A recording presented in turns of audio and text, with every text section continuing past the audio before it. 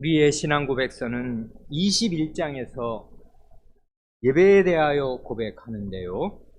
먼저 1절과 2절에서는 마치 건물의 기초공사를 하듯이 예배의 기본적인 토대가 무엇인가를 먼저 고백하고요.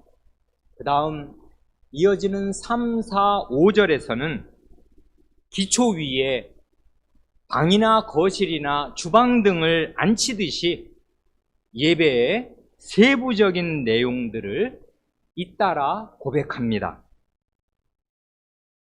우리가 살펴본 1절에서는 하나님은 당연히 예배를 받으셔야 마땅하지만 하나님이 받으시는 예배를 드리려면 반드시 성경의 규정대로 해야 한다 하고 고백합니다. 그리고 2절에서는 예배의 대상은 오직 성삼위 하나님이시고 중보자 그리스도 없이는 예배드릴 수 없다 하고 고백합니다. 오늘 살펴볼 그 다음 3절에서는 기도, 곧 예배의 한 중요한 부분이면서 그 자체로 예배가 되기도 하는 기도에 대하여 고백합니다. 그런데 이 3절을 우리 다 함께 고백하기 전에 먼저 상식 삼아서 기도의 4가지 요소를 상기하시면 좋을 것입니다. 2, 3년 전쯤에 대우리문답 178문 기도가 무엇입니까?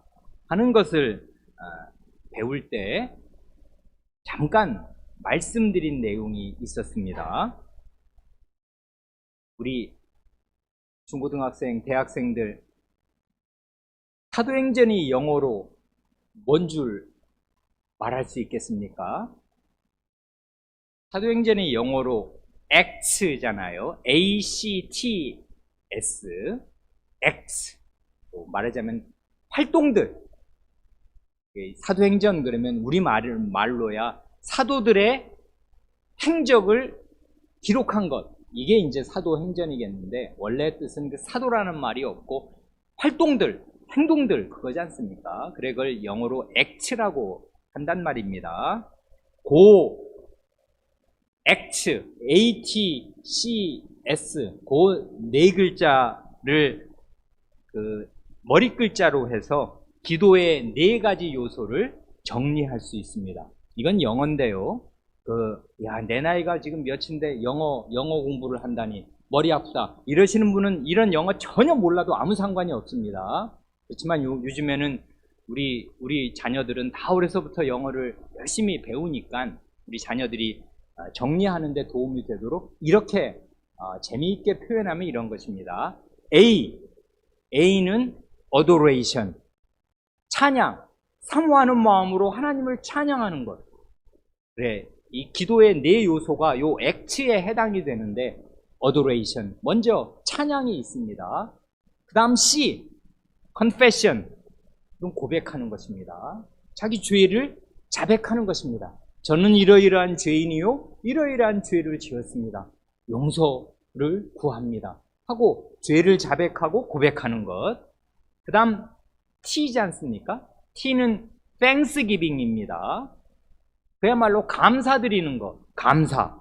이게 또한 기도의 요소고요. 마지막 S가 Supplication, 간구. 무엇을 주시옵소서 하고 하나님께 구하는 것 말이에요. 그러니까 이걸 영어를 알든 모르든 아무 상관이 없이 기도의 그 4요소는 찬양, 고백, 감사, 간구. 요 4가지가 기도의 요소라고 정리할 수 있습니다. 모든 기도에 이 4가지가 다 들어가야만 기도가 되는 건 물론 아닙니다. 이 중에 어느 한 가지만 있어도 그건 기도요.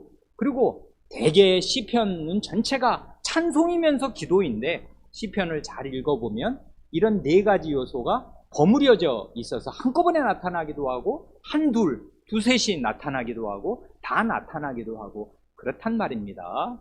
중요한 것은 이건 미리 요 3절 전에 기도에 이런 4가지 요소, 다채로운 다양한 요소가 있다 하는 것을 먼저 상기하시는 것이 요 3절 내용을 이해하는 데 도움이 됩니다. 이제 21장 3절을 우리 함께 고백하기로 합니다. 감사함으로 드리는 기도는 시작. 감사함으로 드리는 기도는 경건한 예배의 특별한 한 부분이며 하나님께서 모든 사람에게 요구하시는 것입니다. 하나님께서 들으시는 기도가 되려면 성자의 이름으로 드리되 성신의 도우심을 받아 하나님의 뜻을 따라서 드려야 하며 깨닫는 마음과 경외심, 겸손과 열심, 믿음과 사랑, 그리고 인내심을 가지고 드려야 합니다.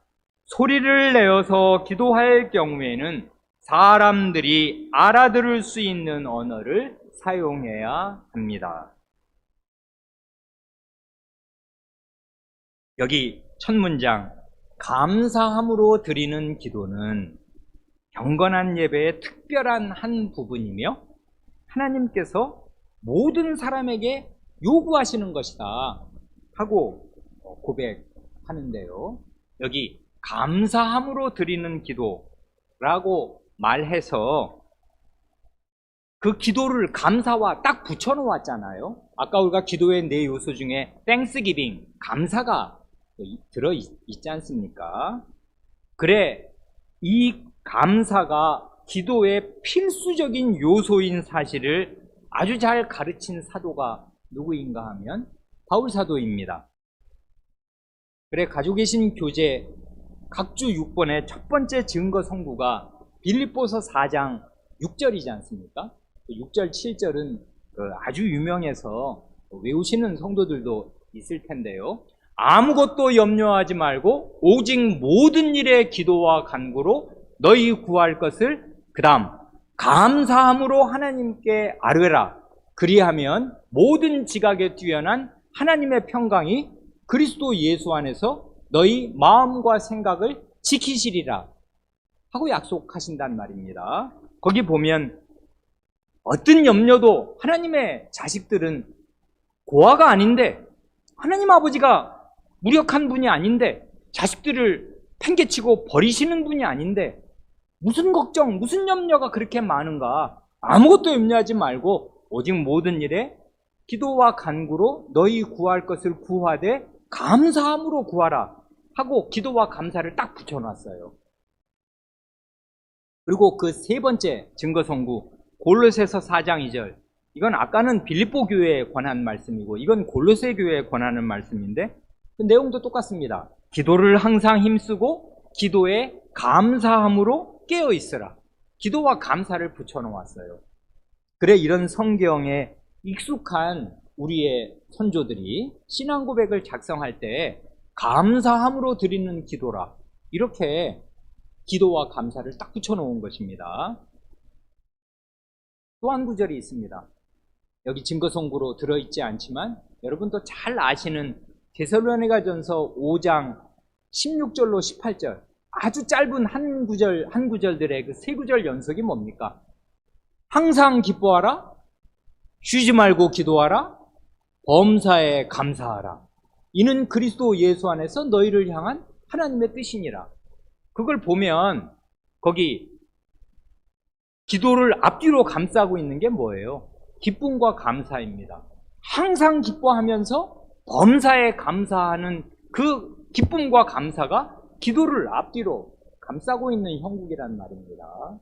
이렇게 하는 것이 하나님의 뜻입니다. 예수 그리스도 안에 있는 사람은 이렇게 할 수 있고 이렇게 하라, 그 말이지 않습니까? 그래, 그 감사함으로 드리는 기도라는 말이 굉장히 성경적인 말입니다.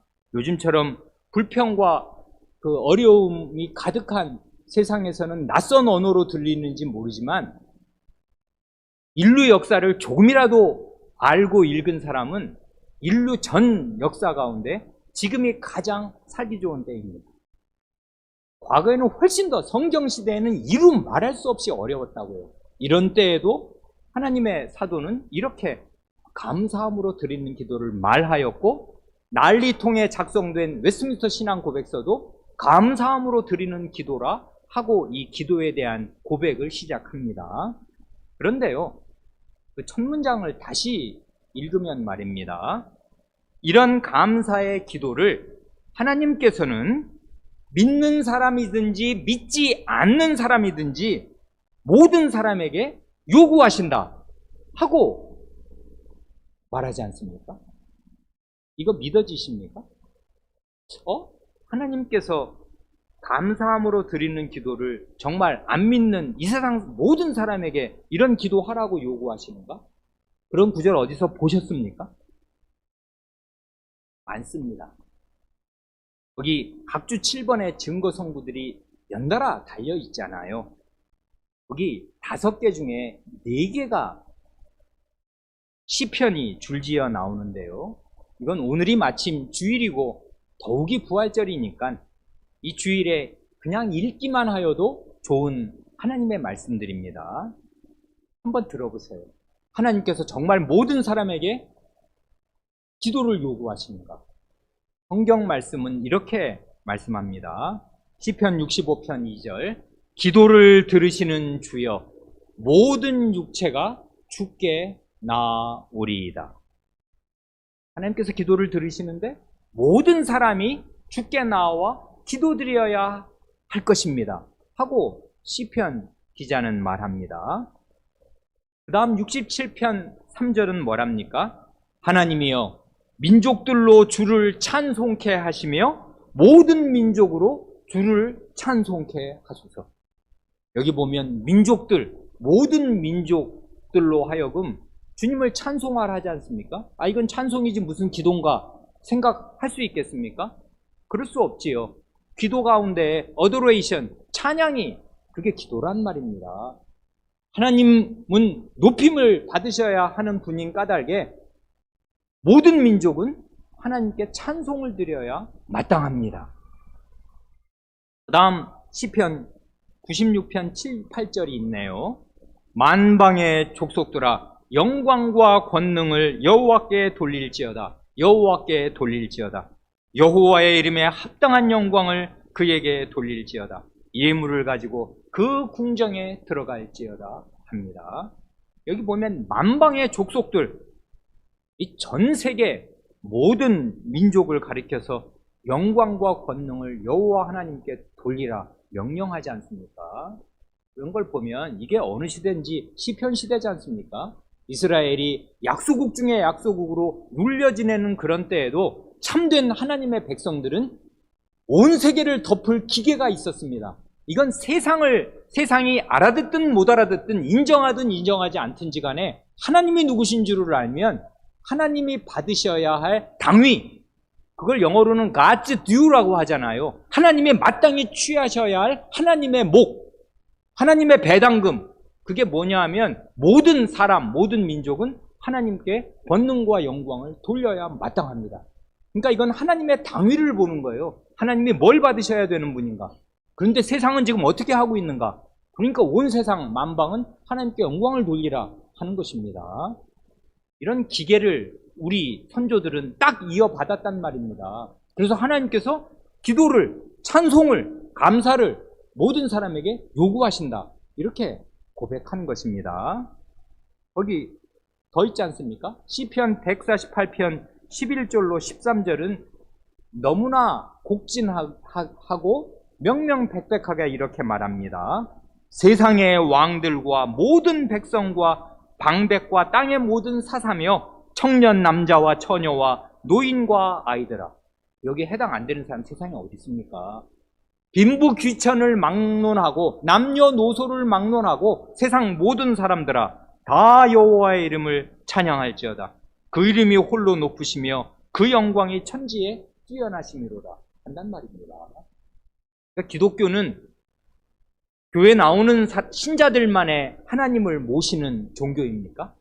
불교 신자는 부처님 이른바 부처에게 예배드리면 되고, 기독교 신자는 우리는 종교 그럼 기독교에 동그라미 치니까 예배당 나와서 예배 드려야 하는 것입니까? 아니라고요.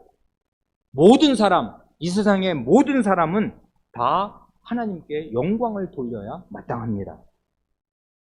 그래, 이런 하나님의 정당한 요구, 모든 민족, 남녀노소는 빈부귀천을 물어나고 다 하나님께 찬송과 감사와 영광을 돌리라 하시는 하나님의 정당한 요구가 있고, 이렇게 감사드리고 찬송과 영광을 하나님께만 드려야 할 의무가 있는데도 그렇게 하지 않는 사람이 그토록 많기에 로마서 1장에서는 그 배은 망덕에 대해서 세상 사람들을 논죄하는 것입니다. 이런 시편에 명백한 선언이 있고, 이런 선언이 있든 없든 하나님 자신이 이런 영광과 찬송과 감사를 받으셔야 할 뿐이고, 우리의 논의대로 하면 만민의 기도를 들으셔야 할 분이기에 이런 하나님께 마땅한 기도를 드리지 않는 사람들은 그 배은망덕을 면할 길이 없습니다. 그러나 이렇게 모든 사람에게 기도를 요구하신다고 해서 모든 사람들이 드리는 기도를 하나님께서 다 받으시는 것은 아닙니다. 그래, 두 번째 문장은 하나님께서 들으시는 기도의 조건을 고백합니다.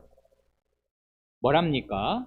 하나님께서 들으시는 기도가 되려면은 세 가지를 언급하네요. 아주 뜻깊지 않습니까? 성자의 이름으로 드리되 성신의 도우심을 받아 하나님의 뜻을 따라서 드려야 한다 하지 않습니까? 여기 보면 의미심장하게도 삼위 하나님이 차례로 다 언급되지 않습니까? 그래, 이걸 어린 사람들에게는 좀 미안하지만 좀 정리해서 그냥 한마디로 말한다면 하나님께서 들으시는 기도는 그냥 한마디로 삼위일체적인 기도라 그 말이겠습니다. 거기 먼저 예수 그리스도의 이름으로, 하나님의 아드님의 이름으로 드리는 기도여야 한다 이건데요. 이건 이렇게 표현하면 더 좋습니다. 영어로 이 웨스트민스터 신앙고백서를 읽는 분들은 더 명료하게 이해할 수 있을 텐데, 예수 그리스도의 이름, 여기 뭐 성자의 이름으로, 의로라는 말이 더 이게 우리 마음에 덜 와닿지만 정확하게 번역하면 성자의 이름 안에서입니다. 이름 안에서라고요. 그게 뭔 말입니까? 이름이 어느 무슨 방입니까? 구덩입니까? 그 이름 안에서 기도드린다는 말이 무슨 말이에요? 이름은 존재를 대표하는 거니까 성자 예수 그리스도의 존재 안으로 들어가서 성자 예수 그리스도와 한 몸, 한 일체를 이루어서 드리는 기도, 그게 예수 그리스도의 이름으로 드리는 기도입니다. 그래, 영어로 이걸 한다면 by the name of가 아니에요. 하나님의 아드님의 이름, 예수 그리스도의 이름을 내가 갖다 쓰면 그게 예수님의 이름으로 드리는 기도가 아니고 in the name of입니다. in the name, 예수님의 이름 안으로 드리는 기도예요. 예수님의 이름 안에서 드리는 기도. 이 말은 그러니까 이게 뭔 말이냐 어린 사람들 생각할지 모르지만 예수님과 한 몸이 되어서 드리는 기도. 이걸 그냥 알기 쉬운 말을 확 바꿔서 말하면 예수님, 내가 기도를 하니까 내가 예수님 안에서 기도하는 것인데 내가 드리는 기도지만 예수님 자신이 드리는 기도와 똑같은 기도가 되어야 한다, 그것입니다. 예수님과 한 몸으로 드리는 기도, 예수님 안에서 드리는 기도, 그게 예수님의 이름으로 기도합니다 하는 말의 뜻이라고요.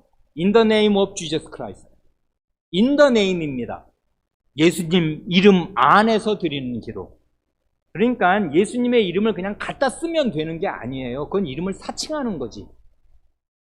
옛날에 통장과 비밀번호 가지고 가면, 은행에 가면 돈을 줄 거 아닙니까? 내줄 텐데 남의 거 통장 훔쳐다가 비밀번호 몰래 알아다가 갖다가 내면 그건 사기지 않습니까? 그렇게 하면, 그렇게 예수님의 이름을 갖다 쓴다고 예수님의 이름으로 기도합니다, 우리 예수님의 이름으로 기도가 되는 게 아니고 예수님의 이름 안에서 드리는 기도여야 돼요. 증거가 있습니까? 거기 증거 성구가 달려 있잖아요. 뭐라고요?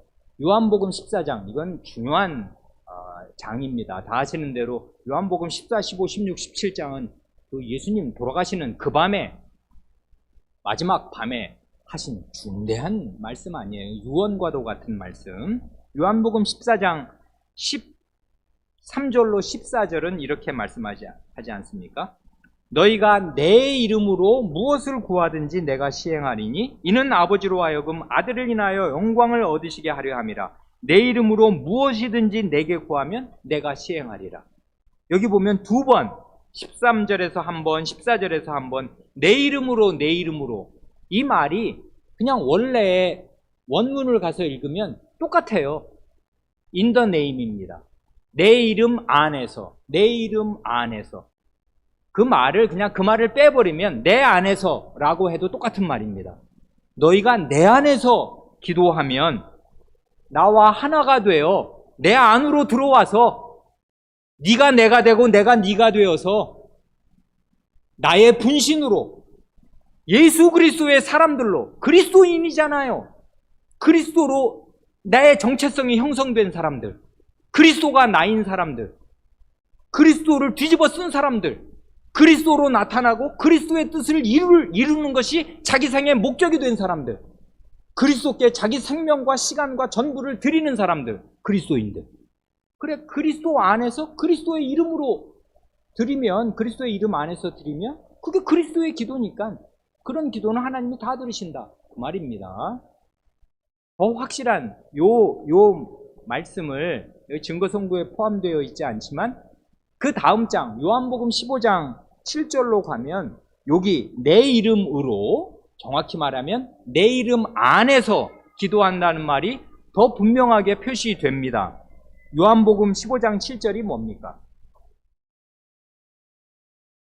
너희가 내 안에 거하고 내 말이 너희 안에 거하면 무엇이든지 원하는 대로 구하라. 그리하면 이루리라 하시지 않습니까? 무슨 말이든 앞뒤 맥락이 중요한데 요건 너무나 유명한 포도나무와 가지의 비사 가운데 이 말씀을 지금 하시는 거잖아요. 예수님과 제자들의 일체됨을 이렇게 생생하게 가르쳐주는 비유는 없었단 말입니다. 나는 포도나무고 너희는 가지다. 너희가 내 안에 붙어 있어서 가지가 이 포도나무에 붙어 있듯이 생명의 수액이 왔다 갔다 하면서 생명의 일체를 이루는 거 아니냐. 나를 떠나서는 아무것도 할 수 없고 가지처럼 말라서 사람들이 갖다가 불에 태워버릴 거 아니냐. 그러는 문맥에서 너희가 내 안에 거하고 가지인 너희가 포도나무인 내게 붙어 있고, 그 다음에 그러니까 너희가 내 안에, 내가 너희 안에인데 내가 너희 안에라는 말을 달리 표현하면 내 말이 너희 안에입니다. 그러니까 예수님의 말씀이 항상 우리 안에 있으면 그게 바로 내가 예수님 안에 있는 거예요. 예수님의 말씀이 나를 지배하고 나의 생을 인도하고 나의 생을 뒷받침합니다. 그 말씀을 나는 진리로 믿고 그 말씀에 순종하고 삽니다. 이게 예수님이 내 안에, 내가 예수님 안에 있는 상태예요. 그런 상태에 있으면 예수님의 이름 안으로 기도할 수 있고, 그러면 그런 기도는 다 하나님이 들으시고 이루어 주신다, 그 말이지 않습니까? 그런데 이렇게 되기 쉬워요? 어렵지요. 어렵단 말입니다. 그래서 그 다음 말이 나오는 거 아니에요? 성신의 도우심을 받아. 하나님의 은혜는 참 철저하고 온전합니다. 그래, 우리가 예수님 안으로 들어가서 예수님과 일체를 이룰 수 있도록 예수님의 신을 우리 안에 넣어주시잖아요. 그래, 성신과 함께 살도록, 성신을 의지하고 살도록 예수님의 신을 아예 우리 안에 주셨단 말입니다. 그래서 성신께서 하시는 일이 뭡니까? 거기 로마서 8장 26절로 27절. 오늘 우리가 본문으로 아침에도 주요하게 생각하기도 하였고, 오늘 이 오후 예배 때 본문으로 앞뒤를 길게 읽었는데, 거기 로마서 8장 26절로 27절, 특별히 오늘 우리의 주제인 기도와 관련하여 성신께서 어떻게 우리를 도우시는가? 이렇게 도우십니다. 이와 같이 성신도 우리 연약함을 도우시나니 우리가 마땅히 빌 바를 알지 못하나 오직 성신이 말할 수 없는 탄식으로 우리를 위하여 친히 간구하시느니라. 마음을 감찰하시는 이가 성신의 생각을 아시나니 이는 성신이 하나님의 뜻대로 성도를 위하여 간구하시느니라. 성신께서 우리를 위하여, 성도를 위하여 간절히 기도하신다. 신음하시고 탄식하시면서 기도하신다 하는 말을 2번 하지 않습니까? 왜 그래요? 우리가 연약하기 때문에 그래요. 우리가 뭘 기도해야 될지 예수 그리스도와 한 몸을 이루어서 그리스도의 기도처럼 요한복음 17장처럼 기도해야 하는데 그렇게 기도하는 사람 많은가요? 어떻게 기도할지도 모르고 뭘 기도해야 되는지 하나님이 들으시면 하찮고 우습고 가소롭다 이 말입니다. 연약해요 우리는. 이게 우리의 현실이고 사실인데 이런 우리를 도우시려고 성신께서 우리 안에 오셔서 우리를 위해서 친히 기도하신다. 이렇게 말씀하십니다. 그러니 우리는 우리를 위하여 기도하시는 성신님을 보유하고 있습니다. 그런데 아주 기쁜 사실은 우리를 위하여 기도하시는 분이 또 있어요. 여기 증거성구에 들어있지 않지만 요한일서 2장 1절은 이렇게 말한단 말입니다. 만일 누가 죄를 범하면 아버지 앞에서 우리에게 대언자가 있으니 곧 의로우신 예수 그리스도시라 합니다. 우리가 죄를 범할 때 하나님 아버지 앞에서 우리를 위해서 대신 열심히 말씀하고 계시는 변호자가 계시는데 예수 그리스도가 그분입니다. 그러니 성경의 명백한 증언을 따르면 적어도 우리를 위해서 기도하시는 분이 2분입니다.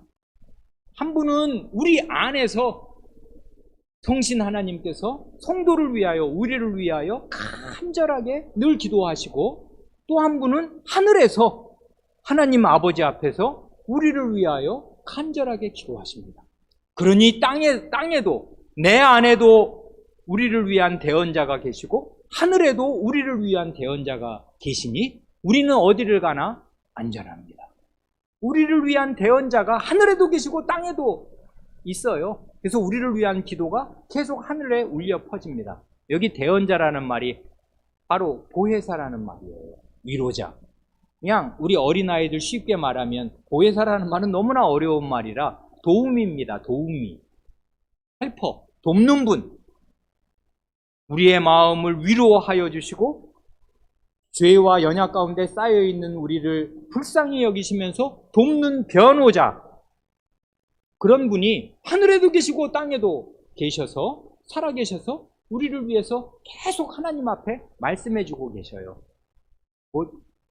그런 일이 전혀 없기를 진심으로 바랍니다마는 왜 운전하시는 분은 다 아시죠? 자기가 뭘 잘해서 사고가 안 난 게 아니라는 거. 10년, 20년을 해보면 아무리 운전 잘해도 깜빡깜빡 할 때가 있고요. 정말 가슴이 철렁할 때가 있고 사람을 칠 수가 있고 뭐 그렇지 않습니까?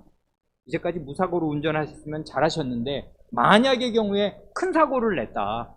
그러면 법정에서 뭐 어떻게 하시겠습니까? 법정에 서보신 적이나 있어요? 없을 거 아니에요, 대개. 그럴 때 정말 변호사를 산다는 그런 천박한 말들도 사람들 하는데 변호인을 구해야 되잖아요. 그럼 그 사람은 법률 전문가 아닙니까? 이 법조 논리를 잘 알고 어떻게 해야 그 형벌이 감형되는지도 다 알고 어떻게 해야 무죄 판결을 받는지도 다 아는 사람이 그 법조 논리를 따라서 재판정에서 나는 가만히 있으면 됩니다. 맨 앞에 신원 확인할 때만 이름, 성명, 주소만 대면 되고 그 다음부터는 변호인이 다 알아서 나를 대신해서 말해주니까 그 재판정에 섰을 때는 실력 있고 좋은 변호사 쓰는 거 그게 제일 좋은 일 아니에요. 그런데 성도 여러분에게는 2분의 최고의 변호인이 붙어 있어요. 하늘에도 땅에도 우리를 위해서 기도하고 계신다 그 말입니다. 그래 그리스도 안에서 기도해야 하는데 그런 기도도 마땅히 빌 바를 알지 못하는 우리를 도우시려고 성신께서 우리 안에 계시고, 그래 하나님 말씀을 깨우쳐 주셔요. 성신께서. 그래 마지막에 보면 하나님의 뜻을 따라 기도해야 한다. 거기 요한일서 5장 14절이 그거지 않습니까? 그를 향하여 우리의 가진 바 담대한 것이 이것이니 곧 그의 뜻대로 무엇을 구하면 들으십니다. 하나님 앞에서 우리는 이런 담대함을 가질 수 있는데, 하나님의 뜻대로 무엇을 구하고 기도하면 하나님이 들으신다. 그런데 그게 하나님의 뜻에 맞아야 돼요. 하나님의 뜻에 맞으려면 하나님의 뜻을 어떻게 아냔 말입니다. 그건요, 우리 지금 21장 고백하고 있습니까? 웨스트민스터 신앙고백서 1장 1절과 6절에서 하나님의 뜻이 어디에 나타나는가 아주 명백히 선언하였습니다. 1장 6절이 이렇지 않습니까? 하나님의 모든 뜻은 성경에 명시적으로 기록되었거나 혹은 바르고 필연적인 기결로 성경에서 이끌어낼 수 있다.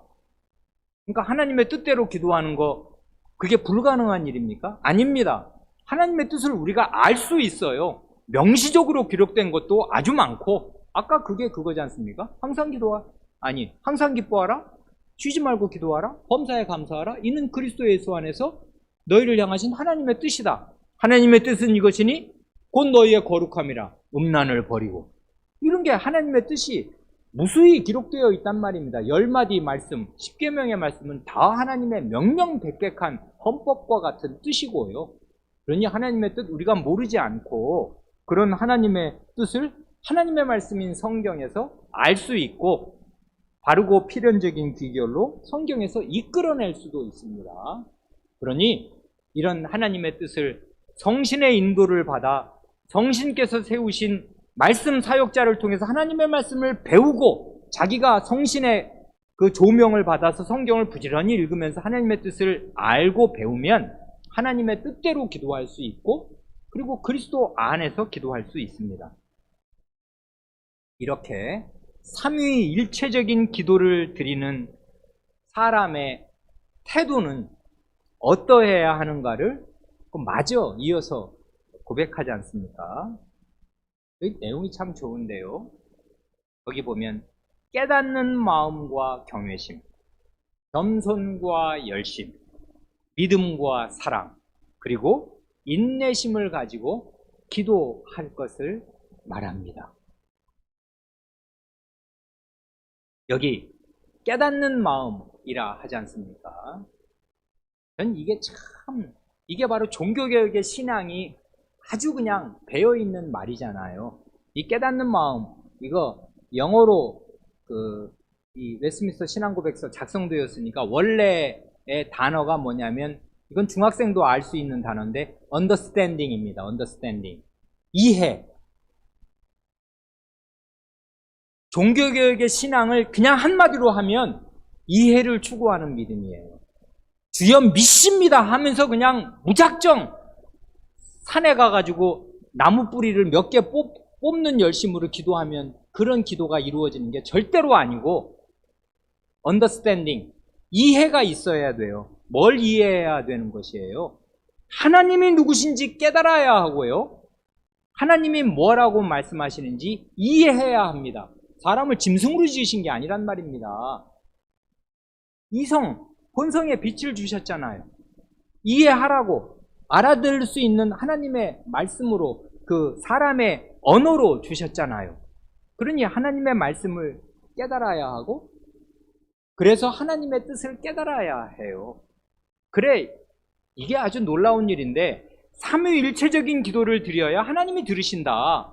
그런데 그 삼위일체적인 기도를 드릴 때 가장 먼저 우리의 선조들이 꼽는 것은 이해입니다. 이해. 깨닫는 마음. understanding. 이게 없으면 꽝이라고요. 전부 자기 욕심을 간곡히 구한단 말입니다.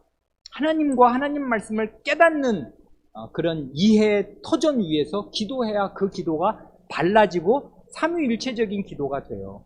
그래서 예수님도 아까 말씀하셨지 않습니까? 너희가 내 안에, 내 말이 너희 안에. 주님의 말씀이 우리 마음 안에 살아있고 이해된 채로 있어야 되지. 그게 무슨 주문입니까? 달달달달 외우면 하나님 말씀이 저절로 무슨 능력을 발휘하는 거예요? 주문이 아니에요. 부적이 아니란 말입니다. 하나님 말씀은 이해해야 해요. 논리를 깨달아야 돼요. 그래서 이건 하늘이 두 쪽에 나도 요건 이 뜻은 이런 뜻이고 요건 요거다 하고 자기 마음에 확고부동하게 깨닫고 있으면 담력이 생겨서 하나님 말씀이 이렇지 않습니까? 그러니 이거 이루어 주셔야 하겠습니다. 하나님 하고 확신을 가지고 기도할 수 있다는 말입니다. 그래서 깨닫는 마음이 첫째입니다. 그 다음 둘째가 뭡니까? 경외심입니다. 경외심. 거기 증거 성구가 아주 뜻깊은데요. 우리로서는 잘 안 읽게 되는 전도서 5장 1, 2절이 달려 있습니다. 뭘 하십니까? 너는 하나님의 전에 들어갈 때 내 발을 삼갈지어다. 가까이 하여 말씀을 듣는 것이 우매자의 제사 드리는 것보다 나으니 저희는 악을 행하면서도 깨닫지 못함이니라. 너는 하나님 앞에서 함부로 입을 열지 말며 급한 마음으로 말을 내지 말라. 하나님은 하늘에 계시고 너는 땅에 있음이니라. 그런즉 마땅히 말을 적게 할 것이라 합니다. 여기 보면 성전에, 이건 구약시대니까 성전에 들어갈 때는 발을 조심해야 합니다. 두 가지를 대비해요. 하나님을 가까이 하여 말씀 듣는 것과 미련한 사람이 제사 드리는 것. 원래 성전은 제사 드리는 곳이니까 제사를 드리러 왔지 않습니까? 그럼 제사 드려야 될 거 아닙니까? 근데 하나님의 말씀을 듣지 않고서 그냥 아니 하나님이 제사 드리라고 했다. 난 드린다 하고서 제사를 드리면 악을 행하는 게 돼요. 그래 그는 악을 행하면서도 깨닫지를 못해요. 그래 가까이 하여 하나님 말씀을 듣는 것이 미련한 사람이 제사 드리는 거, 예배 드리는 것보다 낫다 그것입니다. 그때 예배는 제물을 드리는 거니까 뭘 자기는 비싼 송아지, 양, 염소를 가지고 와서 제물로 바친다고 하지만 하나님이 염소의 송아지의 피를 마시며 염소의 고기를 잡수시는 분인가? 먼저 그 말씀을 들어라 그것입니다. 그러니 하나님 말씀을 들으면 마음에 깨달음이 생길 것이고 무슨 말로 하나님 앞에 아뢰야 할지 알게 될 것이니 그런 하나님의 말씀을 깨닫기 전에는 입을 함부로 열지 말고 네 사정이 급하다고 급한 마음으로 이 말 저 말 하지 말아라. 마땅히 하나님 앞에서는 말을 적게 해야 한다. 이렇게 말합니다. 왜 그래요? 여기는 어전이란 말입니다. 어전에서는 이 말 저 말을 하는 게 아니에요. 저는 이제까지 대통령을 한 번도 가까이서 본 적이 없는 진짜 서민 중에 서민이고 여러분 가운데 혹시 청와대 들어가 보신 일 있습니까? 한 번이라도? 대통령하고 독대해 보신 적 있어요? 5분이라도 만나게 된다면 30분만 같이 밥 먹게 된다면 엄청난 영광이고 재벌 총수들이 그런 식사 자리에 한번 마련되면은 정말 엄청난 영예로 알고 가지 않습니까? 거기 가면은 밥 먹고 나면 대개 자기 기업의 중요한 문제들이 해결된단 말입니다. 그런데요, 그런데 가면 이 말 저 말 다 합니까? 말을 선별한다고요. 최고 통치자 앞에 가서는 말을 아끼는 거예요. 뭐라고 말해야 되는가 생각하는 것입니다. 이 조그만 나라의 대통령을 만날 때에도 하물며 온 우주의 지존자 앞에 나아가는데 이 말 저 말 하겠습니까? 말을 가려야 한다고요.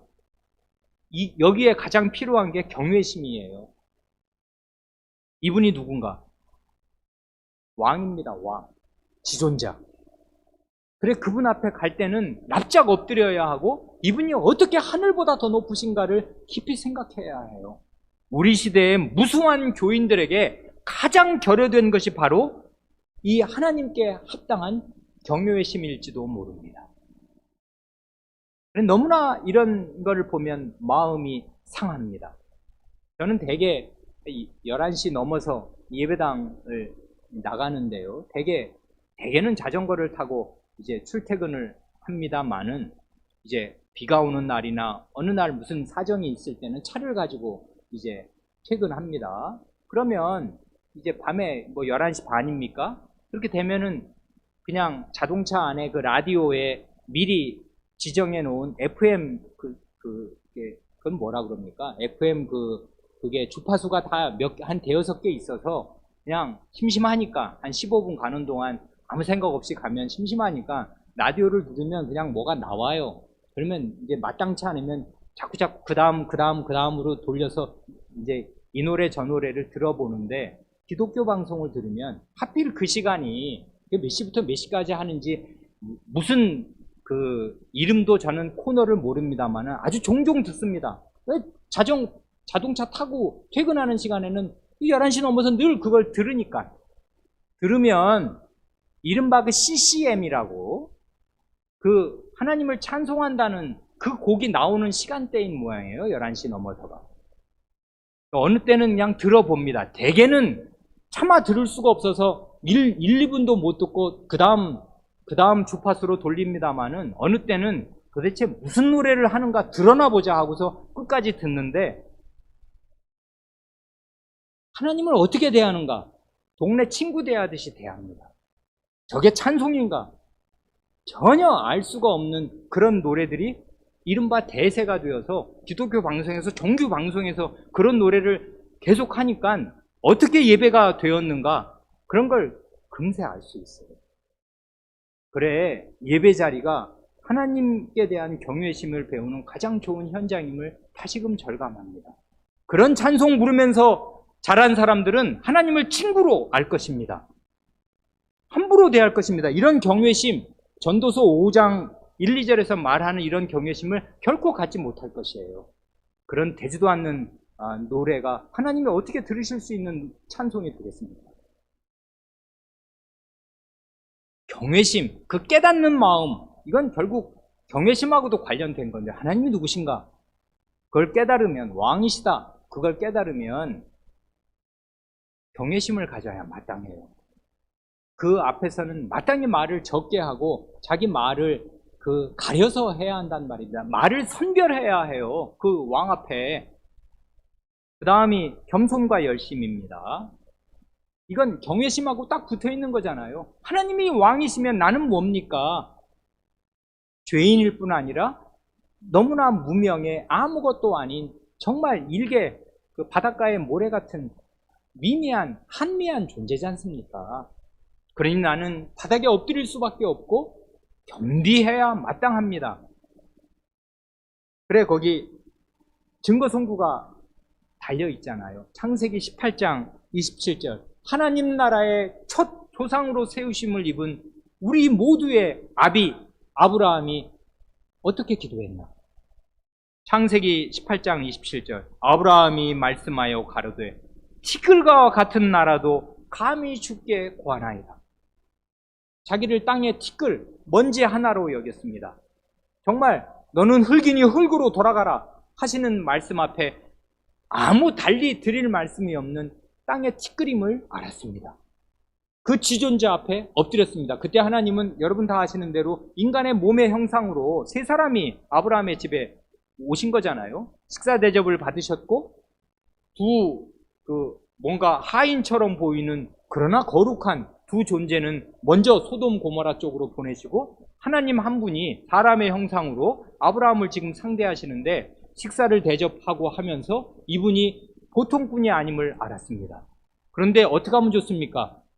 두 사람, 하나님께서 먼저 보내신 하나님의 사자들은 이미 소돔 쪽으로 길을 떠났고, 하나님께서 이제 내 기도를 들으십니다. 그래, 하나님께서 내가 소돔 고모라의 죄악에 하늘에 사무쳤으니 내가 그 죄상 확인하려 가려 한다. 미리 내 사자들 지금 보냈지 않냐 하고 말씀하시니 아브라함의 마음이 간이 콩알만하여졌습니다. 왜 그런지는 다 아실 것입니다. 이 세상에 하나뿐인 혈육 조카가 그 성에 살고 있어요. 결혼했고 딸 둘을 낳았는데 그 성에 그 네 식구 산단 말입니다. 어떻게 하면 좋냔 말입니다. 간이 콩알만해져서 지금 이렇게 제가 티끌과 같은 존재입니다마는 감히 천지의 대주제께 고합니다 하고 납작 엎드린 그 왕 앞에 엎드린 미미한 한 백성으로서 하나님께 기도합니다. 그게 이 말 드리고 나서 하나님이 50인 있는데도 그 성 멸하시겠습니까? 이 말씀 고하고 나서 45인이면 어떻게 하시겠습니까? 그 다음 30절을 보면 내 주여 노하지 마옵시고 말씀하게 하옵소서. 30명이면 어떻게 하시겠습니까? 31절을 보면 내가 감히 내 주께 고하나이다. 20명이면 어떻게 하시겠습니까? 32절을 마저 읽으면 주는 노하지 마옵소서. 내가 이번만 더 말씀하리이다. 10명이면 어떻게 하시겠습니까? 이렇게 하나하나 좁혀갈 때마다, 왜냐하면 하나님의 이 단호한 태도를 보면 이건 30명 아니라 20명도 안 남아날 것 같단, 없을 것 같단 말입니다. 그러니 이제 큰일 났단 말입니다. 그러니 10명, 10명, 10명 이렇게 줄여갈 때마다 이 사람 마음이 졸아붙었고, 그럴 때마다 말이 더욱 온순하여졌고 하나님 앞에 납작을 드렸습니다. 이게 겸손이라고요. 그런데 열심히 있잖아요. 50, 45, 30, 20, 10로 내려갈 때마다 겸비한 태도로 하나님께 끝까지 자기의 소원을 아뢰지 않습니까? 그래, 이런 겸비함과 열심으로 아브라함, 우리 하나님 나라의 첫 조상이 하나님 앞에 기도하였습니다. 그 다음은 믿음과 사랑이지 않습니까? 하나님의 뜻대로 기도하는 기도를 하나님은 반드시 들으신다는 이런 믿음을 가지되 사랑을 품고 기도합니다. 그래, 거기 증거선고 보시면 각주 11번의 첫째 줄 맨 마지막에 마태복음 6장 12절 그리고 14절 15절이 나오지 않습니까? 이건 유명한 주님 가르치신 기도에 부속된 말씀인데, 우리가 우리에게 죄 지은 자를 사하여 준 것 같이 우리 죄를 사하여 주옵시고, 그 다음 14절 너희가 사람의 허물 과실을 용서하면 너희 천부 하늘 아버지께서도 너희 과실을 용서하시려니와 너희가 사람의 과실을 용서하지 아니하면 너희 아버지께서도 너희 과실을 용서하지 아니하시리라. 무슨 말씀인지 다 아실 것입니다. 우리는 죄인으로서 하나님 앞에 나아가 내 죄를 용서받아야 할 죄인이고 용서를 구해야 할 죄인인데, 그럴 때에는 먼저, 그리고 당연히 내게 죄 지은 다른 사람들, 내 마음을 상하게 하고 나를 모욕하고 내게 고통을 준 다른 사람들의 죄를 기꺼이 용서하는 그런 큰 사랑으로 그를 용서하고서 하나님께 나아가야 마땅합니다. 중심으로 형제를 용서하지 아니하면 너희 천부께서도 너희에게 이와 같이 하시리라 하신 말씀이 우리 마음에 있습니다. 그러니 우리 가정은, 우리 교회는 용서하고 용서받는 공동체가 되지 않으면 안 됩니다. 그러지 않으면 아무도 용서받지 못할 것입니다. 그래, 믿음과 함께 형제 사랑을 가지고 하나님 앞에 나아가 구해야 합니다. 마지막에 말하는 게 인내심이지 않습니까? 참아야 한다고. 뭘 참습니까? 하나님의 뜻에 맞는 기도를 드렸다고 해서 직방으로 그 일이 이루어지는 게 아니에요. 우리의 때가 아니라 하나님의 때에 응답하시기 때문에 우리 조급한 우리 인생으로서는 한없는 인내가 필요합니다. 그래, 여기 증거선고에 들어있지 않지만 우리 주님께서도 우리의 조급한 마음을 아시고 누가복음 18장에서 비유를 일부러 만들어서 불의한 재판관의 비유를 만들어서 하실 때 제일 먼저 하신 말씀이 항상 기도하고 낭망치 말아야 할 것을 저희에게 비유로 하여 가르치셨습니다. 이런 비유 내가 너희에게 만들어서 한다.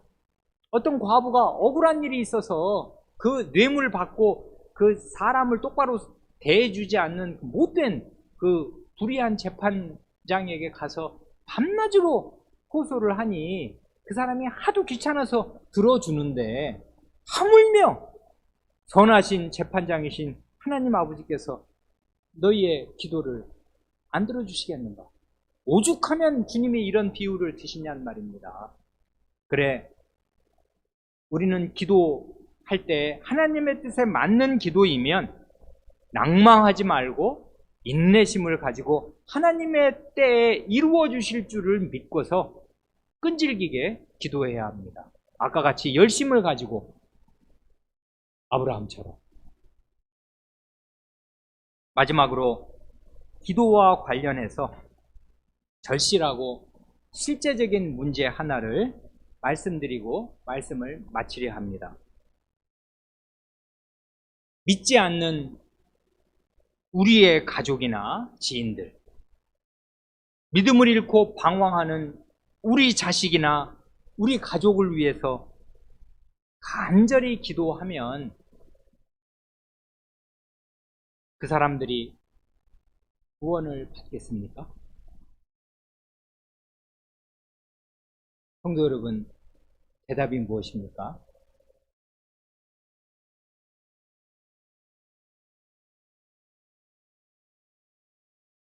우리의 간절한 기도가 다른 사람의 구원을 결정할 수는 없습니다. 구원은 완전히 100% 하나님의 영원한 작정에 달린 것입니다. 그러니 우리가 기도하든지 기도하지 않든지 간에 구원받을 사람은 하나님께서 반드시 구원하실 것이고 구원받지 못할 사람은 반드시 멸망할 것입니다. 이게 사실입니다. 그러나 이렇게만 생각하고 거기에서 멈춘다면은 그것은 심히 부족한 생각일 것입니다. 왜냐하면 하나님께서는 죄인을 구원하실 때 구원의 도구로 사람을 사용하시기에 그렇습니다. 죄인이 복음을 듣고 믿어야 구원을 받는 거지 않습니까? 그럴 때 하늘에서 천사를 보내서 복음을 전하시나요? 하나님이 직접 하늘에서 복음을 전하시나요? 아니란 말입니다. 복음을 듣고 믿어야 구원을 받는데 그 복음을 들려주실 때에도 사람을 도구로 사용하시지 않습니까? 그것과 똑같이 어떤 죄인을 구원하실 때에는 그 전에 그 죄인이 구원받게 해주십사고 누군가 간절한 마음으로 기도하도록 하십니다. 이런 기도를 하나님이 쓰셔서 그 사람을 구원하신다고. 증거가 있습니까? 빌립보서 2장 13절이 어때요? 너희 안에서 행하시는 이는 하나님이시니 자기의 기쁘신 뜻을 위하여 너희로 소원을 두고 행하게 하시나니. 하나님께서 우리 안에서 행하시는데 자신의 기쁘신 뜻이 있습니다. 하나님이 어떤 사람을 구원하려고 뜻을 품으시면 그게 얼마나 기쁜 뜻이겠습니까? 하나님의 그 자비하심과 사랑과 은혜와 영광이 가득 빛나는 그 기쁜 뜻일 거 아니에요. 내가 저 사람 구원해야겠다. A라는 사람을. 그럴 때 우리 안에 소원을 두고 행하게 하셔요. 어떤 소원이요? 나도 그 사람을 위하여, 그 사람의 구원을 위하여 기도할 소원을 가지는 것입니다.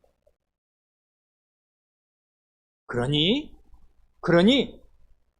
우리가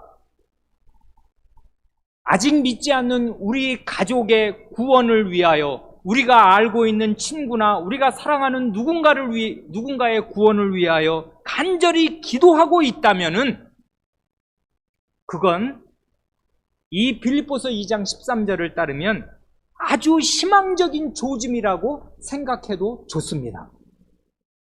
하나님께서 자기의 기쁘신 뜻을 위하여 우리 안에 소원을 두고 지금 행하시는 중인 줄 누가 알겠습니까? 그런데 믿지 않는 사람이 우리 가족인데, 우리 아버지고 이제 살 날이 얼마 남지도 않았는데 아무도 기도하지 않습니다. 나도 기도하지 않습니다. 먹고 사느라 바쁘거든요. 그러면 그 사람은 우리 아버지고 우리 어머니인데, 우리 고모고 우리 이모인데 영원히 멸망으로 갈지도 모릅니다. 아무도 기도하지 않았고 사실은 우리는 모르는 영원한 세계에서 하나님은 그 사람의 멸망을 작정하셨습니다. 그러니 그를 위해 아무도 기도하는 사람이 없습니다. 그러나 내가 그를 위해서 주야로 밤낮으로 간곡하게 하나님께 기도한다면 이걸 100% 하나님의 뜻으로 확정할 수 없으니까 그렇지, 하나님께서 그 사람을 구원하시려고 이렇게 성도의 마음에 기도할 마음을 주시는 것인지 누가 알겠습니까? 자기의 기쁘신 뜻을 위하여 너희로 소원을 두고 행하게 하시는 것인지 모른단 말입니다. 그러니 이게 얼마나 희망적인 일입니까? 그러니 믿지 않는 가족을 위해서 부지런히 기도하시기 바랍니다. 여러분의 기도가 없으면 누가 내 남편을 위해서 기도한단 말입니까? 이 세상에서 누가 내 방황하는 자식을 위해서 나 외에 누가 기도한단 말입니까? 그러니 아무도 기도하는 사람이 없이 멸망 가운데 떨어지면 그것처럼 슬픈 일 어디 있습니까? 그러니 기도하시기 바랍니다. 창세기 18장 17절을 보면 이 빌립보서 2장 13절 말씀이 생각나게 한다고요. 아까 우리 그 창세기 18장 27절 티끌 같은 나라도 주님께 감히 고합니다 하면서 아브라함이 기도하는 게 18장 27절인데 그 기도를 누가 이끌어내신 줄 아십니까? 하나님이 17절에서 이끌어내셨다고요. 여호와께서 가라사대 나의 하려는 일을 아브라함에게 숨기겠느냐 하시면서 소돔 고모라에 대해서 하나님께서 미리 말씀하셨다고요. 하나님의 말씀이 있어서 아브라함이 기도할 소원을 품게 된 것이에요. 그러니까 사실은 하나님께서 그 기도를 아브라함의 마음에 불러일으키시고 소원을 불러일으키신 거예요. 나 이제 소돔 내가 가려 한다. 악행이 지극하니 내가 가만두지 않으려고 한다. 너 어떡할래? 하고 하나님이 알려주셨더니 아브라함 마음이 불에 활활 타는 듯 하여서 그 불타는 심정으로 하나님 앞에 엎드려서 기도하였는데 사실은 그 기도를 하나님이 불러일으키셨습니다. 거룩한 소원을 불러일으키셨어요. 그러고 나서 어떻게 하셨습니까?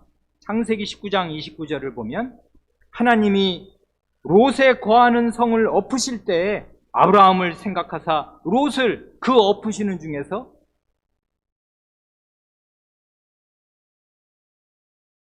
내어 보내셨더라. 하나님께서 사실은 하나님이 소돔성의 그 심판을 미리 알려주시고 아브라함으로 하여금 롯을 위해서 간곡히 기도하게 하셨는데 그것도 여러 번 반복해서 간곡한 열심으로 기도하게 하셨는데 그 성을 뒤집어 엎으실 때 아브라함을 기억하시면서 롯을 그 성에서 내어보내셨습니다. 이게 하나님과 하나님의 사람의 상호작용이라고요. 하나님이 기도할 마음을 주시고 이 사람은 하나님의 뜻을 깨닫고 겸비한 마음으로 경외심을 품고 하나님께 간곡히 기도를 드리며 하나님은 그 기도를 들으시고 죄인을 구원하십니다. 아닙니까? 그러니 우리는 우리의 기도가 다른 사람을 구원한다고 100% 자만할 수 없습니다. 구원은 그러면 사람이 구원하는 거게요. 내가 기도하면 다 구원받아. 그럴 수 없습니다. 구원은 하나님께 달려 있어요. 그렇지만 하나님이 어떻게 일하십니까? 사람을 쓰셔서 일한다. 우리의 간곡한 기도를 들으시면서 그 기도를 기억하시고 죄인을 구원하신단 말입니다. 그러니 우리가 어떻게 기도를 쉬겠습니까? 그러니 이 할 일 많은 세상에서 우리의 자녀들, 우리의 부모, 우리의 친지들이 저렇게 안 믿고 지옥으로 향해서 가고 있는데 어떻게 우리가 기도를 쉬겠습니까? 기도해야 합니다. 그러면 하나님이 그 기도를 들으시겠습니다. 아멘. 기도하시겠습니다.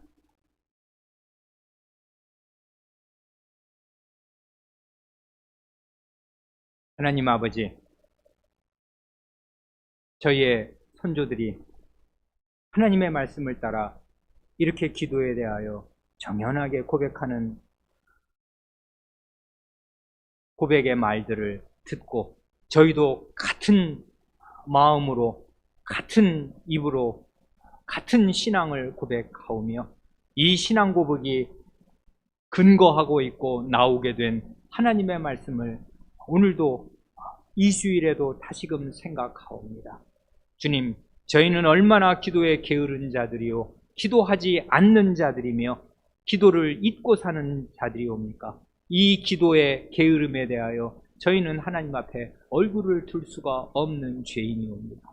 누군가 저희를 위하여 기도하였기에 저희가 구원을 받았을 것이온데, 그리고 그리스도께서, 성신님께서 저희를 위하여 끊임없이 기도하시온데, 성신을 받은 사람으로서, 그리스도의 이름으로 일컬음을 받는 사람으로서 저희가 기도하지 않고 산다면은 저희는 저희 이름도 모르는 사람이요, 저희의 정체성을 배반하고 사는, 자기가 분열되는 사람일 수밖에 없을 줄로 아옵니다. 그러므로 저희의 허접한 일상들을 정리하게 하시고, 바쁘다는 핑계로 늘 기도를 멀리하는 생활을 정리하게 하셔서 하나님 앞에 참되게 기도할 줄 알게 하시고, 영원한 운명이 이제 총각에 달리고 멸망으로 가는 사람이 저희 주변에 그렇게 많이 있으니 간곡한 마음으로 기도할 줄 알게 하여 주시기를 구합니다. 그리하여 하나님께서 영원한 작정 가운데 죄인을 불쌍히 여기셔서 구원하실 때에 저희의 기도를 써주시는 그 도구가 될 수 있게 하시고, 아브라함처럼 자기 조카의 멸망을 앞에 둔 조카를 위하여 간곡히 겸비한 열심으로 기도하였던 것처럼 저희도 저희에게 딸린 사람들, 저희와 관계된 사람들을 위하여, 그리고 저희의 이웃들을 위하여 간곡히 기도하는 사람들이 다 되게 하여 주시기를 구합니다. 우리 구주 예수님의 이름으로 기도합니다. 아멘.